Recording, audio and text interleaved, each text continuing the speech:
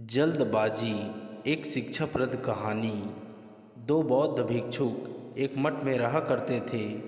एक बुजुर्ग था और एक जवान। यह गुरु शिष्य की जोड़ी एक दिन किसी नगर के सफ़र के लिए निकले। यह दोनों जिस नगर के लिए जा रहे थे उस नगर के प्रवेश पर एक बड़ा सा गेट था। यह गेट शाम को एक निश्चित समय पर बंद कर दिया जाता था।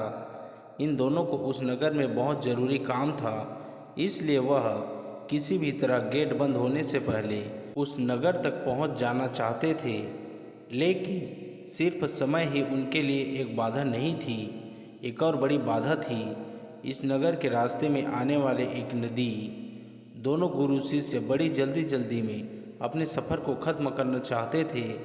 दोनों बड़ी तेज़ी दिखाते हुए उस नदी तक पहुंच गए, जिसे पार करके उन्हें नगर के उस गेट तक पहुंचना था। बारिश का मौसम था, इसलिए सामान्य रूप से जितना उस नदी में पानी होता था उससे ज़्यादा था। दोनों ने नदी तक पहुंचने के बाद समय देखा तो अब नगर के गेट बंद होने के लिए ज़्यादा समय नहीं बचा था। ज़्यादा पानी होने की वजह से वह दोनों नदी में तैर कर जाने का रिस्क नहीं ले सकते थे। इसलिए गुरु ने इधर उधर देखा तो उसे एक जगह पर एक नाविक बैठा हुआ दिखाई दिया। गुरु ने नाविक को नदी पार कराने के लिए मना लिया। नाविक के साथ दोनों गुरु और चेला नाव में सवार हो गए और नाविक को कहने लगे कि ज़रा जल्दी इस नदी को पार करवा दो।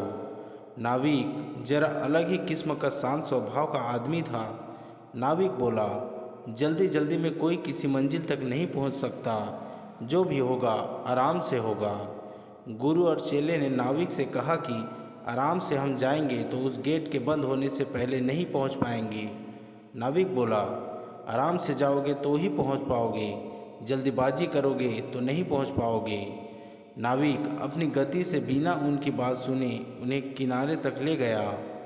किनारे पर आते ही गुरु और शिष्य ने बहुत जल्दीबाजी दिखाई और उस गेट की तरफ दौड़ने लगे। नदी किनारे से गेट तक का रास्ता बड़ा पथरीला और झाड़ियों वाला था। जल्दीबाजी में बूढ़े बौद्ध भिक्षुक का झाड़ियों में पैर फंस गया और वह गिर गया। गिरते ही पत्थर से उसके सिर पर घाव बन गया और काफ़ी खून बहने लगा। शिष्य ने जो आगे निकल चुका था वापस आकर अपने गुरु को उठाया और उनका घाव साफ किया, उन्हें बिठाया। तब तक नगर का दरवाज़ा बंद हो गया। अब उन्होंने उसी नाविक को मदद के लिए बुलाया और उसकी झोपड़ी में जाकर रात बिताने की व्यवस्था की।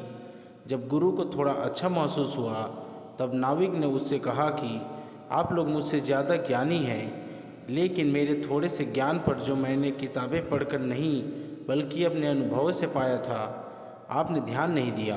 अगर आज आपने मेरी बात मान ली होती तो आराम से गेट की तरफ गए होते। आज आप मेरी झोपड़ी में रात बिताने के बजाय नगर में आराम से रात बिता रहे होते। दोस्तों, हम भी अपने जीवन में इसी तरह ज़रूरत से ज़्यादा जल्दबाजी दिखाते हैं और इसी जल्दबाजी में हम कुछ ऐसी गलतियां कर बैठते हैं जो खुद ही हमें अपनी मंजिल तक पहुंचने से रोक देती है। माना कि मंजिल पर पहुंचना ज़रूरी है, लेकिन क्या उस मंजिल तक पहुंचने वाले रास्ते का सफ़र का आनंद लेना ज़रूरी नहीं है? दोस्तों, यह कहानी आपको कैसे लगी हमें कमेंट करके अपनी राय ज़रूर दें और अच्छी लगी हो तो वीडियो को शेयर करें, लाइक करें और चैनल को सब्सक्राइब करना ना भूलें। धन्यवाद। मिलते हैं और भी ऐसी ही कहानियों पर।